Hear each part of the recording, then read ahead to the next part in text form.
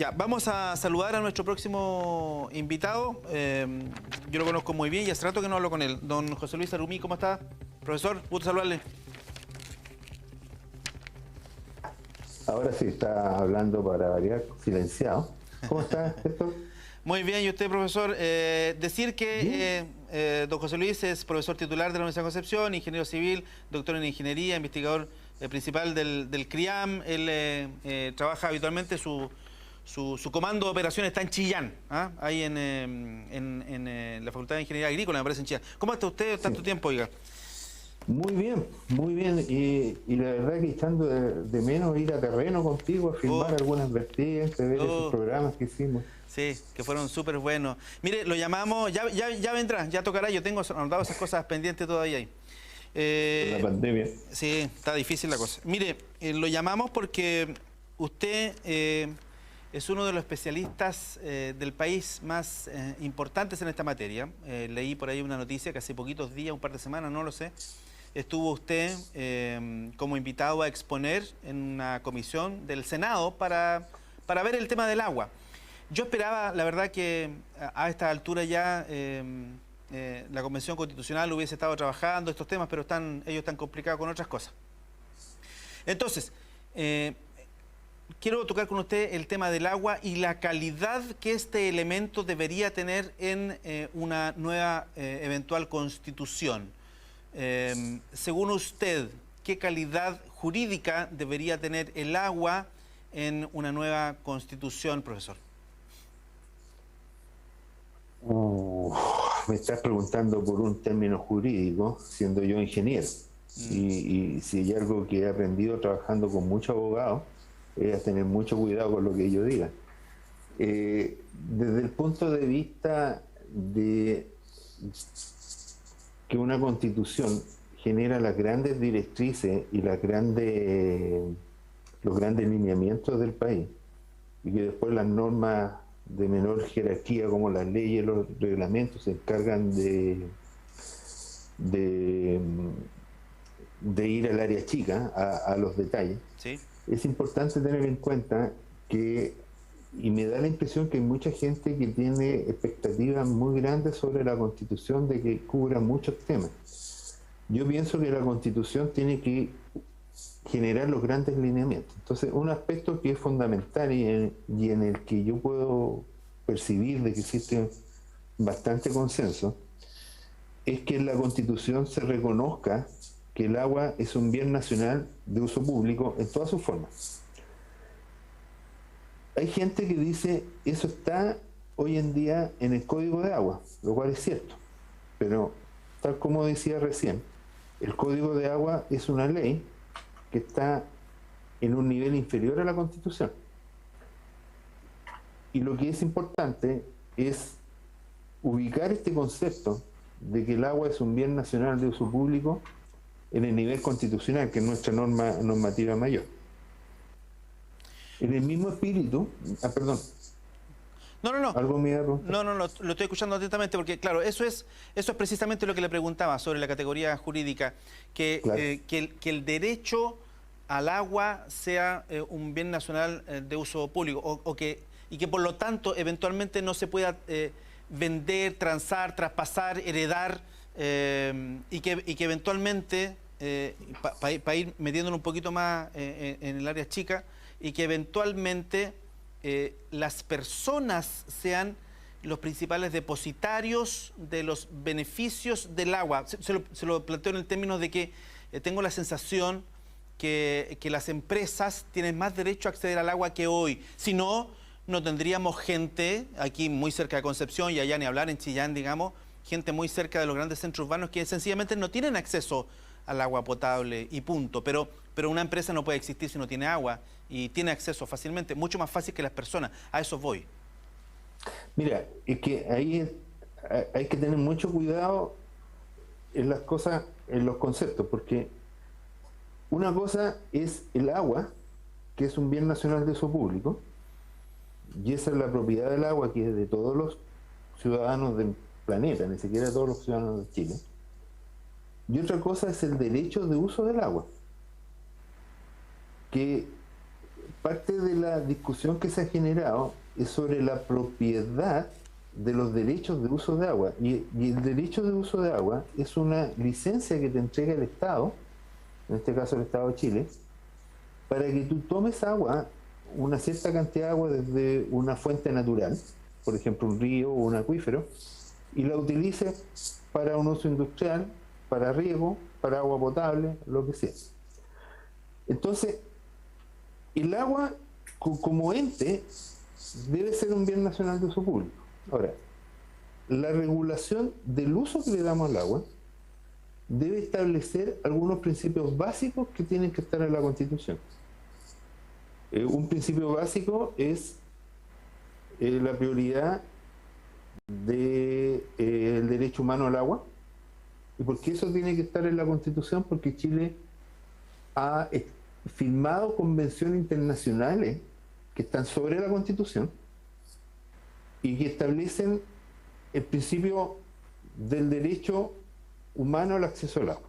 Entonces eso la Constitución lo tiene que adquirir y eso resuelve parte del problema que tú dices, en el sentido de que todos los seres humanos que vivimos en un territorio tienen que tener derecho al abastecimiento del agua para su subsistencia.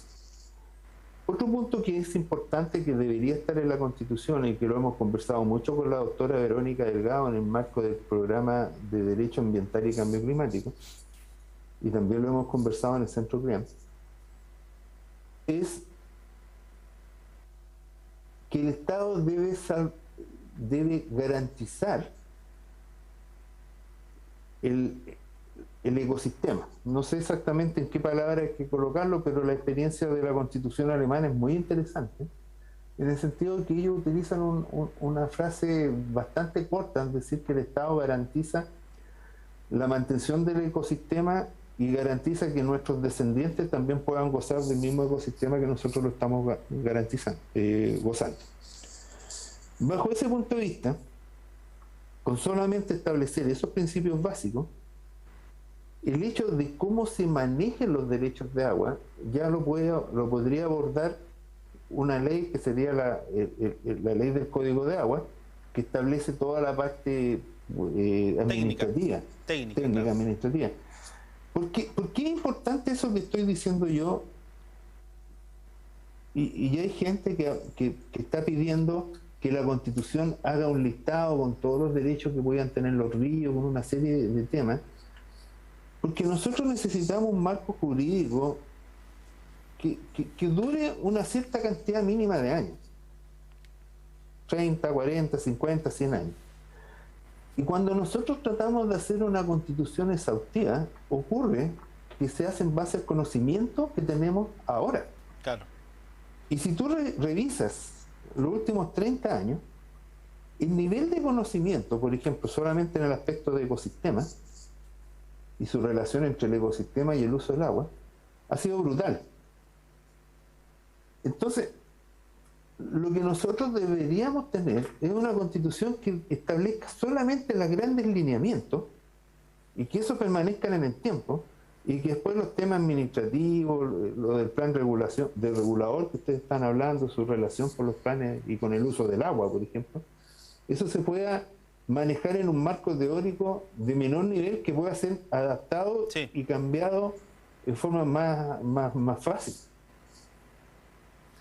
Claro, teniendo como derecho fundamental arriba el tema del bien de uso público. Eso, el ejemplo de la Constitución alemana es muy bueno porque habla de ecosistema. El agua en sí misma por sí sola no opera, no está en el espacio, claro. sino que es efectivamente un ecosistema.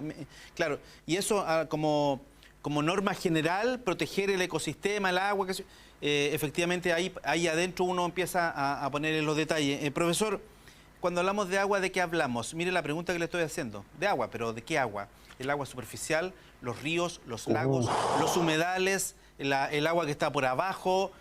Hablamos de toda el agua en general, porque la gente cuando habla de agua, no sé, estoy pensando, no persona como usted, que es un investigador de años, sino la gente piensa en río o en lagunas, cuando mucho, o eventualmente, no sé, en una cascada o en una vertiente.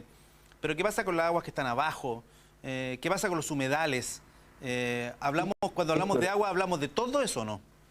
Es fantástica tu pregunta, porque ilustra exactamente el punto que yo venía a decir.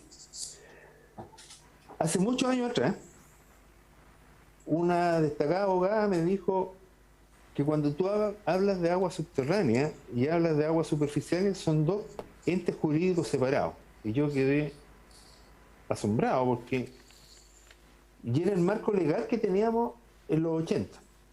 Posteriormente, con el cambio del Código de Agua del 2006, perdón, me corrijo, se estableció el principio jurídico de continuidad de la corriente. Y eso es una cosa sumamente importante, porque establece que en una cuenca el agua puede estar superficial, puede ser subterránea, puede estar en un río, en una laguna, en un humedal. En la atmósfera no, porque solamente establece el principio de continuidad de la línea corriente en la cuenca, en la parte terrestre. Eso lo podríamos extender al agua marina también. Pero lo que es interesante de este tema es que el principio jurídico de continuidad de la corriente se refiere al concepto de interacción agua superficial subterránea. Y los primeros artículos científicos donde se discutía ese concepto datan de 1992. O sea, yo ya estaba trabajando en la Universidad de Concepción en esa fecha y la Constitución ya la teníamos. Entonces, nuevamente, esto te ilustra lo importante que es el desarrollo conceptual que hay, porque hoy en día cuando hablamos del agua, es un bien nacional en todas sus formas, eso incluye desde el agua atmosférica, porque hoy en día estamos hablando de sacar agua atmosférica, condensarla y abastecer de agua potable sí. a la gente. Sí. Entonces, ahí vamos a pelear sobre de quién es el agua atmosférica, de quién es la lluvia. Entonces, cuando hablamos del principio jurídico de unidad de corriente, tomamos que el agua en todas sus formas. Y ahí vamos a caer en una discusión interesante que es el hecho de la desalación. Porque resulta que una empresa que va a desalar agua, que va a hacer una inversión para obtener agua dulce, va a decir, bueno, pero esta agua la estoy produciendo yo a partir del agua del mar. Entonces, yo diría que en todas sus formas naturales. Porque hay que tener cuidado de no cometer errores en la redacción de la Constitución. Sí, lo van a invitar probablemente a usted, profesor, supongo yo, ¿no? Cuando se toque este tema, seguramente lo van a invitar, ¿o no? ¿O le han manifestado ya que lo van a invitar? Me refiero a los constituyentes, me refiero porque... Bueno, yo he tenido bastante acercamiento con varios constituyentes, son 155, yo conozco personalmente a 5 de ellos, pero hemos tenido harta discusión y les comento que en la Mesa de Agua y Ambiente estamos elaborando un documento que está a punto de ser publicado. La Mesa de Agua y Ambiente es una iniciativa bien interesante que hemos estado trabajando desde el año 2011 y integra ONG, industria, academia, un montón de gente distinta, desde el Consejo Minero a la Fundación Terran. Y hemos logrado desarrollar un documento con los consensos y disensos. El documento apunta a los consensos en torno a aspectos que debería tener el agua en la Constitución. Y justamente está la seguridad hídrica, la protección del ecosistema, el derecho humano al agua y este principio de que hay que reconocer que el agua es un bien nacional de uso público en todas sus formas. He estado colaborando con algunos constitucionalistas. Si alguien me invita, feliz de trabajar. Creo que esto es una instancia tremendamente importante y nuestro deber como profesores de la Universidad de Concepción es colaborar con ellos. Así que es un tema prioritario. El tema de las pensiones, como lo es el tema de las viviendas, como lo es el tema del medio ambiente libre, como es el tema de la educación, son como una de las temáticas que uno más ha ido escuchando en el contexto de la Convención Constitucional, así que el tema del agua va a ser importante. Muy cortito, profesor, lo último, ¿qué pasa con la retroactividad? Porque tenemos un estado de la situación hoy por hoy, y tenemos gente que definitivamente se aprovecha de esto, que lucra con el agua que es de todos los chilenos, en fin, debería considerarse el tema de la retroactividad, ¿o no? Yo imagino... Los australianos lo hicieron. ¿Perdón? Los australianos resolvieron ese problema.